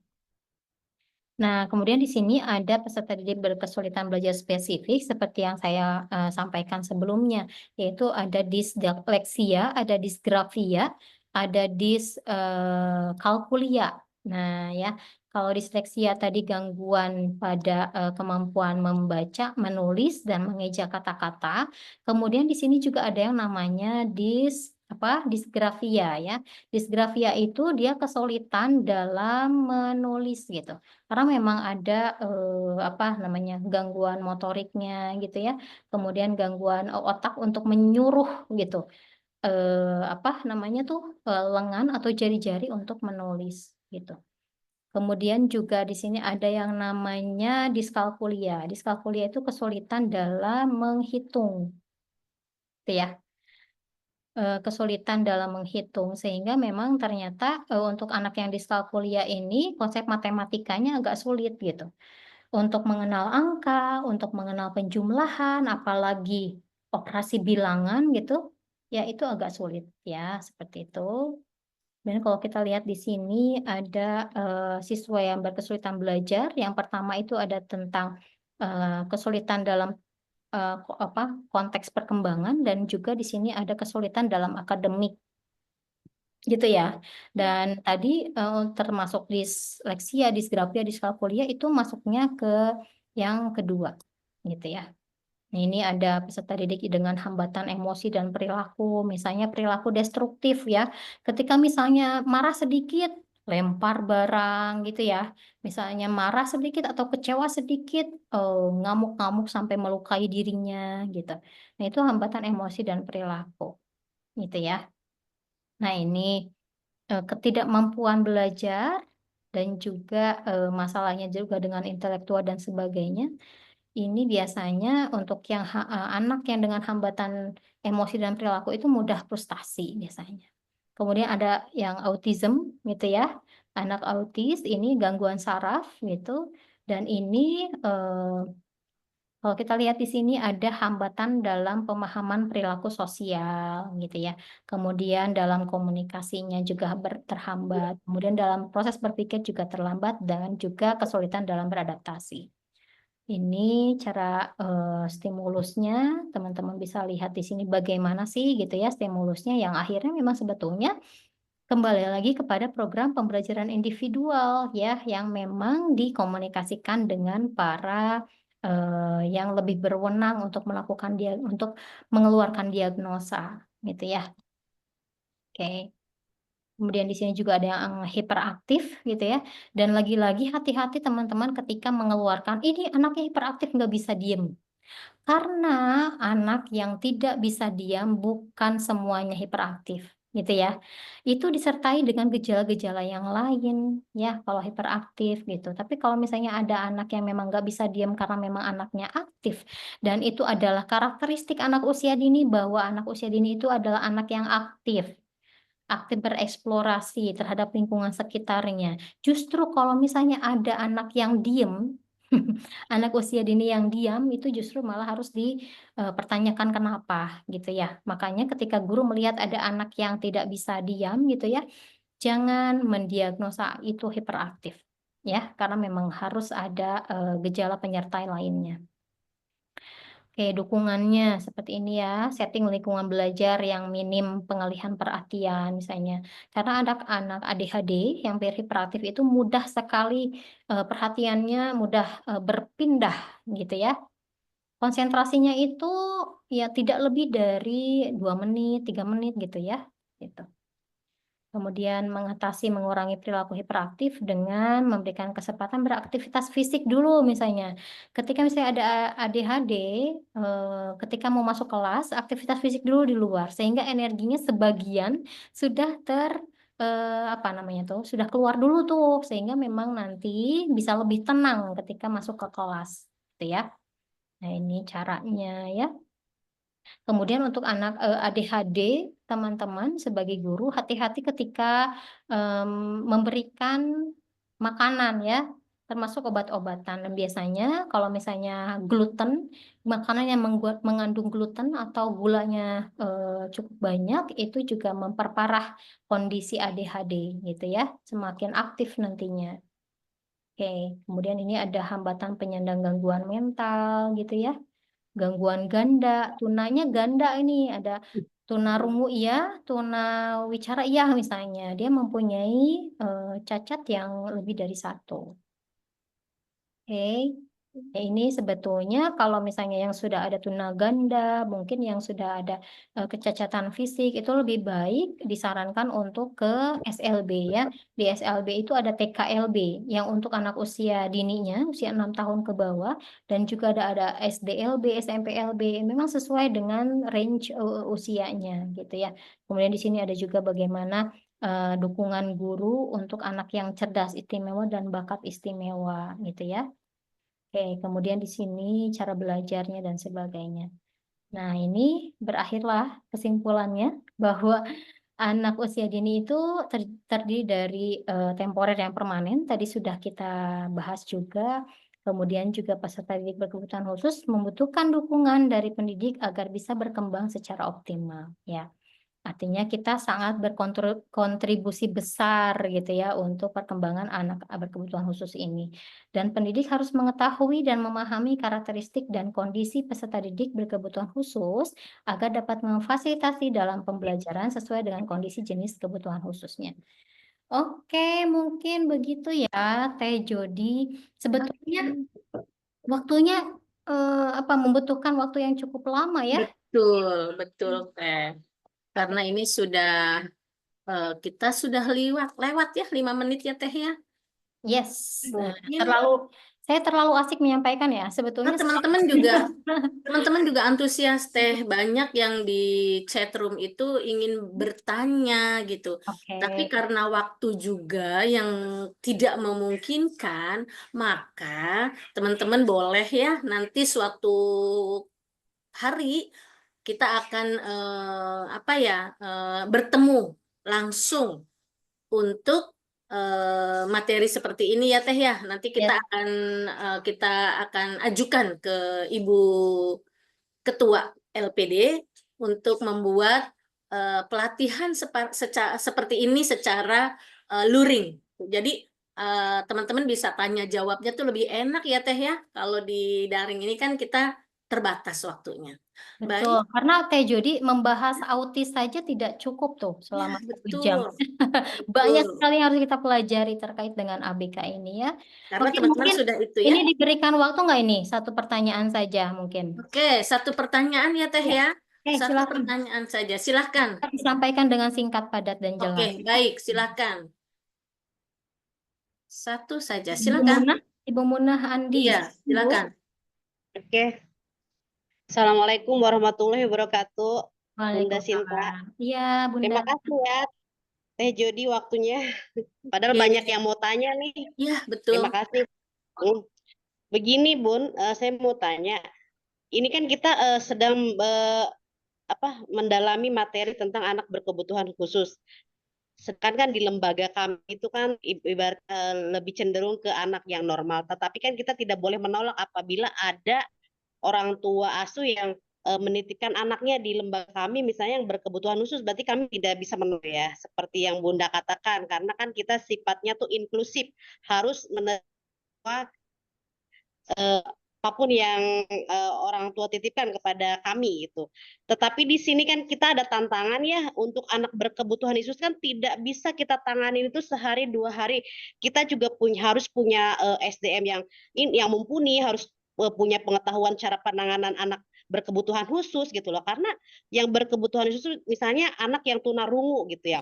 Kita harus tahu latar belakangnya, karena anak yang tunarungu itu biasanya dia untuk karena pendengarannya tidak ini, berarti kan dia bicaranya pun dia kurang sinkron gitu, karena dia pendengarannya ini biasanya tunarungu itu ininya ke bicara ya, cara teknik bicaranya itu kurang ini. Jadi gimana kita sebagai pendidik ini bisa menangani seperti itu? Karena untuk ya seperti itu. Jadi untuk yang anak yang normal dengan anak yang berkebutuhan khusus, kalau dicampur aduk gitu kan sepertinya kurang apa ya?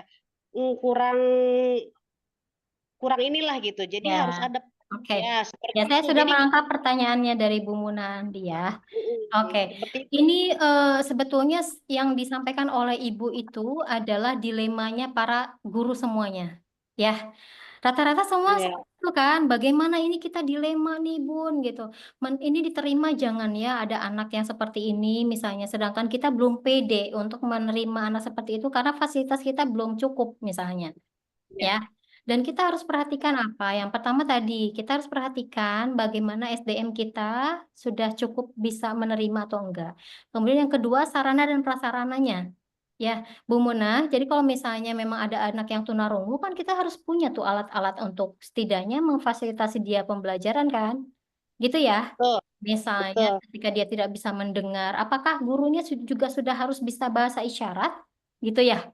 Seperti itu. Nah, jadi untuk anak yang ketunaan sebaiknya memang ke tempat yang memang di tempat yang bisa mengeksplornya lebih baik gitu. Kalau misalnya di sekolah kita tidak ada fasilitas itu dan semua SDM-nya memang dirasa tidak cukup menerima gitu ya, jangan terima Bun.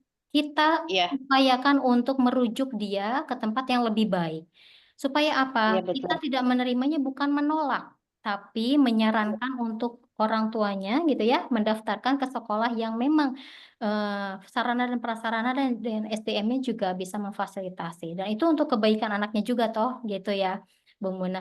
Dan memang sebetulnya yang namanya inklusi itu kan jadinya tidak ada perbedaan. Kita menganggap anak setara ya, baik itu anaknya normal maupun ABK gitu. Jadi semuanya adalah dalam suatu lingkungan yang sama, yaitu yang dinamakan pendidikan inklusi ya. Yang balik lagi kepada kesiapan kita. Apakah kita sudah siap belum menjadi sekolah inklusi? Gitu, Bung Munah ya. Jadi kalau misalnya Terima kasih. teman-teman nanti refleksi tuh, siap nggak ya kita menerima anak yang berkebutuhan khusus gitu Iya, ya? kita harus pendalaman lagi gitu, Bun, dan Betul. mempersiapkan segalanya. Setidaknya teman-teman bisa atau di sekolahnya ada satu psikolog yang stay, gitu ya. Iya, betul. Kalau yang namanya Betul. sekolah inklusi di sana bukan hanya ada psikolog juga, kemudian ada ortopedagog. Ada yang namanya ortopedagog, yang dimana nanti bisa menerapi atau melakukan terapi ya untuk anak berkebutuhan khusus. Dia mempunyai ruangan sendiri gitu ya, mempunyai program sendiri. Kemudian juga ortopedagog ini juga biasa menguasai pembelajaran gitu untuk anak yang berkebutuhan khusus ya. Dan ada juga SDM-SDM yang lainnya yang berperan gitu ya. Oke, itu Berarti Bun, misalnya kan waktu kita terima kan anak-anak biasa normal seperti itu. Misalnya di tengah-tengah kita menemukan anak yang berkebutuhan khusus, berarti kita harus bicarakan kepada orang tua mungkin untuk memindahkan mereka ke sekolah yang SLB atau yang memang yang untuk berkebutuhan khusus, mungkin begitu ya, Bunda? Nah, sebetulnya begini, Bun. Kalau misalnya memang secara fisik kan kita bisa lihat dari awal ya. Kalau secara fisik ya, seperti tunanetra, tunadaksa gitu ya, tunarungu, mungkin secara fisik kita bisa deteksi itu. Dan kita bisa menyarankan untuk ke sekolah lain. Tapi kalau hambatan seperti yang lain, seperti autism, kemudian ADHD gitu ya, itu kita bisa terima asalkan kita banyak belajar.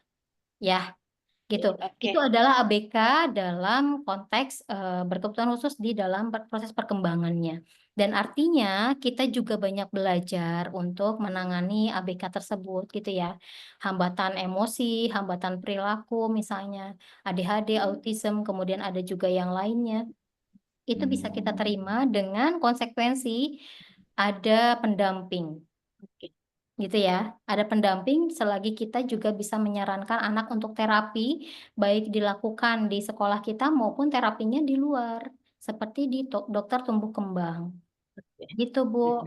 Ya, jadi kalau misalnya ada ABK yang daftar, pastikan orang tuanya bisa berkomitmen dengan kita bahwa mereka juga melakukan terapi di tempat yang lain, jika di sekolah kita tidak ada tempat terapinya atau programnya. Oke, begitu ya.